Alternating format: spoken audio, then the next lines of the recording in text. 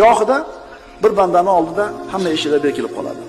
Tijorat eshigi ham, hunar eshigi ham, hamma eshik qulf. Bosh qotib qoladi. Qayoqqa qo'lini cho'zmasin, qo'li yetmaydi. Qayoqqa boshini urmasin, eshik ochilmaydi. Shunda nima qilish kerak? Haromga qo'l urish kerakmi? Mana palonchi deydi. Mana narsani savdosiga kirishuvdi, zo'r o'tib ketdi deydi. Nima qilish kerak shunda?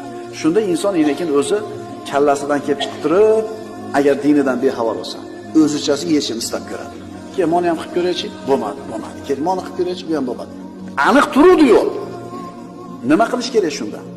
Mana shunday holatda Allohdan taqvo qilish kerak, birodarlar. Allohning manhajini mahkam tutishlik kerak. Shundan keyin eshiklarning ochilishini kutib turing. Chunki Robbimiz aytayapti, kim Allohdan taqvo qilsa, har qanday mushkuladan chiqib ketadigan yo'lni ko'rsatadi va kutmagan joydan nimasini beradi? Rizqini. Demak, nima qilish kerak ekan? Taqvo qilish kerak.